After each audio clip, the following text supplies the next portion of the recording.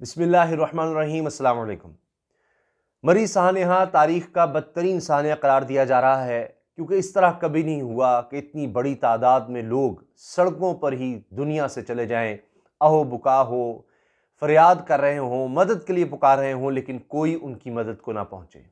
22 अफराद, कम से कम 22 अफराद जाँ बहक हो गए, जिनमें 10 बच्चे शामिल हैं। और अब इस हवाले से इमरान खान साहब ने, वज़ीर आला पंजाब ने इंक्वायरी का कह दिया है, तहकीकात की जाएंगी कि गफलत कहाँ हुई, गलती किसकी थी। अब देखते हैं कि कब तक इंक्वायरी चलती है, कब सज़ाएँ मिलती हैं। जो ताज़ा तरीन इत्तलात हैं वो ये हैं कि तमाम लोगों को रेस्क्यू किया गया है, यानी सड़कों पर अब कोई नहीं है। कुछ गाड़ियाँ वगैरह अभी भी मौजूद हो सकती हैं, लेकिन गाड़ियों से लोगों को निकाल कर कहीं ना कहीं ले जाया गया है, किसी को कोई रेस्ट हाउस, दीगर जगहों पर। अब चूँकि फ़ौज भी मैदान में आ गई थी बड़ी तादाद में, फिर फ़ौजी जवानों ने इस तरह किया है, जा जाकर देखा है, जो हो सका, जहाँ तक लोगों को रेस्क्यू किया जा सका, जहाँ जहाँ करीब जगहों पर ले जाया जा सका, उनको कंबल, अद्वियात, खुराक पहुँचाई गई। लेकिन इसके साथ बेहिसी का भी एक अजीब आलम नज़र आया। अजीब, पहले भी इस तरह की बातें रिपोर्ट होती रही हैं कि जी मरी में होटल्स, दीगर लोग जो हैं वो लोगों का इस्तेहसाल करते हैं, लेकिन यहाँ तक हुआ, ये चीज़ रिपोर्ट हो रही है, खुद मेरे ज़ाती नॉलेज में आई कि किस तरह से किराए फौरी तौर पर बढ़ा दिए गए। जब देखा गया कि इतनी शदीद बर्फबारी हो रही है, लोग सड़कों पर हैं, इसके बावजूद कि कई होटल्स में कमरे आपको खाली नजर आएंगे, मगर किराए बढ़ा दिए गए। एक शहरी ने तो यहां तक बताया है कि जिस रात को यह सारा मामला शुरू हुआ, 50,000 रुपए एक दिन, एक रात का किराया 50,000 रुपए मांगने लग गए थे होटल वाले। क्यों? उनको पता था कि लोग मजबूर हैं। यह तक हुआ है कि मजबूरन कई लोगों ने गाड़ी में रहना ये समझा कि बेहतर है, इतना किराया हम कहां से देंगे, तो हम रात गाड़ियों में गुजार लेते हैं। मुझे आपको वो ऑडियो भी सुनवानी है, वो दिल खराश ऑडियो, कि जिसमें ASI नवीद इकबाल, जो इसमें जाँ बहक हुए सानह में, और ये कुल 8 अफराद, यानी एक ही ख़ानदान के 8 अफराद अभी इस्लामाबाद में तैनात थे। ASI नवीद इकबाल ये किस तरह से अपील कर रहे हैं, क्या बातें कर रहे हैं, इनकी क्या बात हो रही है। ये अपने कज़न से भी कह रहे हैं कि जी मुझे यहाँ से निकालो, लोग बहुत ज़्यादा परेशान हैं, कुछ करो। वो भी मैं आपको सुनवाऊँगा। और साथ क्योंकि इनके कज़न तैयब गोंदल ने भी मीडिया से बात की और वो रो दिए, उसमें ज़ारो क़तार रोने लगे, कि उन्होंने कहा कि आप ही मेरे लिए कुछ कर सकते हो, किसी को भेजो, किसी को भेजो। और वो कहते हैं कि मैंने इंतज़ामिया से बात की, लेकिन इंतज़ामिया इतनी बेहिस थी कि अगर मुझे पता होता कि इन्होंने इतनी बेहिसी करनी है तो मैं खुद कुछ करता, क्योंकि हम पब्लिक ट्रांसपोर्ट से वहाँ पर पहुँच गए थे। और नवीद इकबाल अपने दीगर अहल खाना के साथ, बच्चों के साथ, वो गाड़ी में ही दुनिया से चले गए। अब इसकी वजूहात क्या हैं? इस हवाले से डॉक्टर फ़हीम यूनुस, जो पाकिस्तानी निजात डॉक्टर हैं, उन्होंने एक इंकशाफ किया है कि किस तरह से साइलेंसर के आगे जब बर्फ़ आ जाए तो फिर कार्बन मोनोऑक्साइड भर जाती है गाड़ी में, और उसकी कोई बू नहीं होती, और लोग उसकी वजह से जाँ बहक हो जाते हैं। तो इनका ख्याल है कि ज़्यादातर केसेस में ये हुआ है, इसको चेक किया जाए, प्रॉपर इन्वेस्टिगेशन की जाए। अब देखते हैं कि इस बारे में क्या होता है, ताकि आइंदा एहतियात की जाए, खुदा न खास्ता फिर कोई गाड़ी इस तरह बर्फ़ में फंस जाए, इतनी ज़्यादा बर्फबारी हो कि वो गाड़ी ही पूरी दब जाए बर्फ़ में, तो फिर थोड़ा सा शीशा ज़रूर नीचे कर लिया जाए, थोड़ा सा चाहे, क्योंकि इस पर पुलिस के आला हुकाम भी बता रहे हैं कि बिल्कुल साइलेंसर भी, आगे भी गाड़ी बंद, पीछे भी साइलेंसर का धुआं बाहर नहीं निकल सकता, इतनी ज़्यादा बर्फ़ हो जाए तो अंदर फिर भरने लग जाता है, जिसकी स्मेल नहीं आती, तो कार्बन मोनोऑक्साइड से लोगों की हलाकत हो जाती है। इस बारे में भी बताया जा रहा है। अब देखिए कि किस तरह से आखिर में वो एक अपील कर रहे हैं नवीद इकबाल, कि जी यहाँ से हमें निकाला जाए, कोई क्रेन नहीं आ रही, और क्रेन अगर आए तो फिर हमें कोई उम्मीद तो बंधे कि हम समझें कि जनाब कोई आ रहा है हमें रेस्क्यू करने के लिए।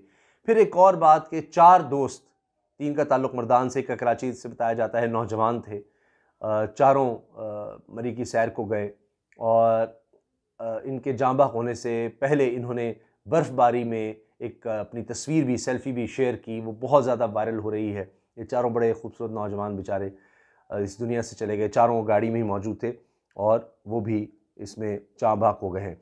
उनकी तस्वीर भी बहुत ज़्यादा, और ख़ास तौर पर ये एक ही ख़ानदान जिसका मैं ज़िक्र कर रहा हूँ। और देखिए पुलिस एहलकार, अपने ही एक अफसर को पुलिस नहीं बचा पाती।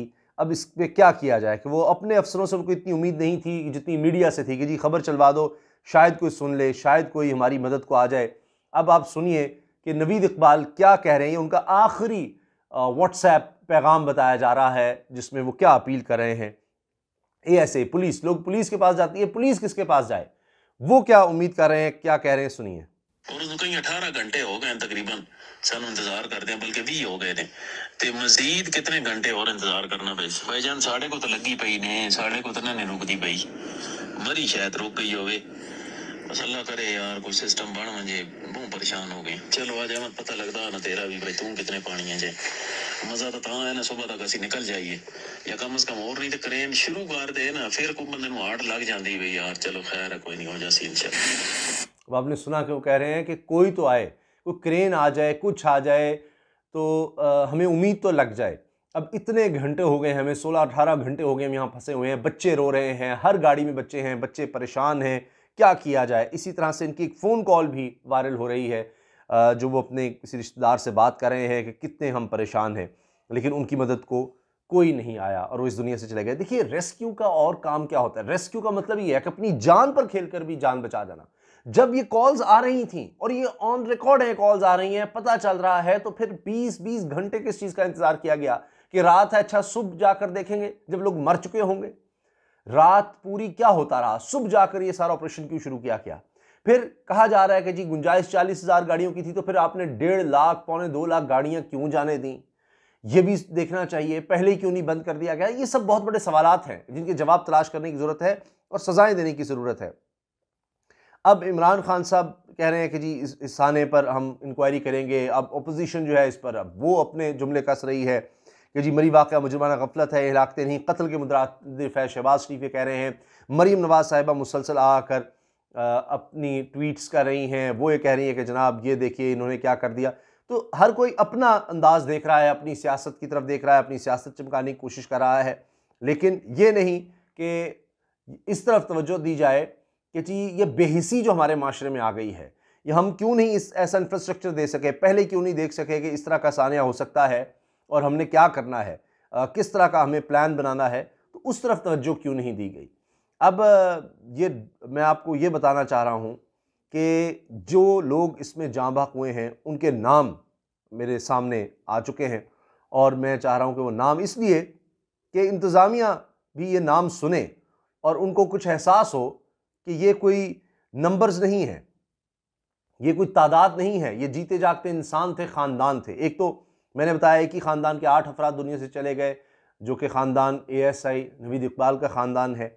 इसी तरह से एक और ख़ानदान है जिसके 5 अफराद यानी मियाँ बीवी अपने और उनके 3 बच्चे वो इस दुनिया से चले गए। ये जी 46 साल मोहम्मद शहजाद वल्द इस्माइल और इनकी ज़ौजा और इनके 3 बच्चे शामिल हैं इनमें। फिर जाँ बहक होने वालों में 27 साल जाहिद वल्द ज़हूर भी शामिल हैं जिनका ताल्लुक कमालाबाद से है। गुजरांवाला से ताल्लुक़ रखने वाले 31 साल इशफाक वल्द यूनुस उमर, लाहौर से 31 साल मारूफ वल्द अशरफ भी दम घुटने के बायस जाँ बहक हो गए, इंतकाल कर गए। मरी इंतज़ामिया के मुताबिक 22 साल असद वल्द ज़मान शाह, 21 साल मोहम्मद बिलाल वल्द गफ़ार उमर, 24 साल मोहम्मद बिलाल हुसैन वल्द सईद गौस खान भी साने में ज़िंदगी की बाजी हार गए। तो अब देखिए कि ये सब लोग इस दुनिया से चले गए और इस इंतज़ार में कि कोई उनकी मदद को आएगा और कोई नहीं आया। अब ये ज़रूर कहा जा रहा है कि जी रेस्क्यू ऑपरेशन हो गया, लोगों को निकाल लिया गया, लेकिन इन 22 लोगों के लिए बहुत देर हो चुकी है। आइंदा के लिए अब क्या किया जाएगा। और एक मैं तो समझता हूँ कि सज़ाएँ देनी चाहिए उन लोगों को जो इस तरह से रेट बढ़ा देते हैं, सज़ाएँ देनी चाहिए उन लोगों को जो इनको रेस्क्यू करने नहीं पहुँचे। अब तो मोबाइल का दौर है, ये भी बता रहे हैं नवीद इकबाल के कज़न कि मैंने जो लाइव लोकेशन थी वो भेजी कि इस जगह पर मौजूद है, कोई तो जाए, कोई तो जाए। तो अगर आप नहीं जा सकते तो बता ही दें कि जी हम जो मर्जी कर लो, हम नहीं जाएंगे, खुद जाकर मदद कर लो। शायद कोई अपनी मदद आपके तहत ही पहुंचने की कोशिश करे, तो इनको बता तो दे कि अब इस तरह से है कि भाई पहले उतर कर गाड़ी से देख लो, गाड़ी अगर तुम स्टार्ट रख रहे हो तो अंदर धुआं ना भर जाए, साइलेंसर जो है उसको क्लियर रखो, बाहर उतर के एक दफ़ा बर्फ़ हटा दो थोड़ी थोड़ी देर बाद। इन चीज़ों की एहतियात करो, थोड़ा सा शीशा नीचे कर लो, कार्बन मोनोऑक्साइड भर जाएगी। ये सब एहतियाती तदाबीर इख्तियार की जाएँ। लोगों को बताया जाए आ रहे हैं तो कम से कम आपके पास इतनी खुराक या ये चीज़ें होनी चाहिए, या इतनी तादाद में लोग आ गए हैं। अब तो देखिए गूगल मैप से नज़र आ जाता है कितना रश है, कितने लोग चले गए। जिस तरह आप तादाद बता रहे हैं तो एक तादाद मुकर्रर की जाए कि इससे ज़्यादा लोग नहीं जाएंगे।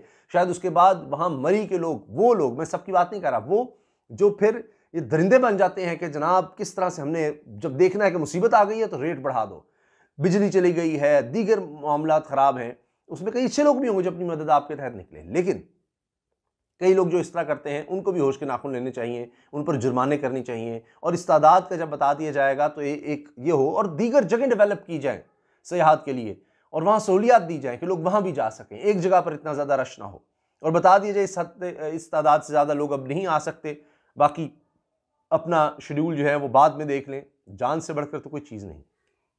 तो बड़ा अफसोसनाक सानिया है, इसमें ना बता दिया गफलत के हवाले से इंतज़ामिया ने क्या क्या किया, वहाँ के लोगों की बेहिसी क्या है और क्या वजूहात बताई जा रही हैं कि दम किस तरह से लोगों का घुटा है, आइंदा क्या कुछ करने की ज़रूरत है और अब देखिए कि इंक्वायरी रिपोर्ट कब तक आती है और क्या वाकई लोगों को सज़ा दी जाती है नहीं। इस बारे में आपकी क्या राय है, ज़रूर आगाह कीजिएगा। अल्लाह हाफ़िज़।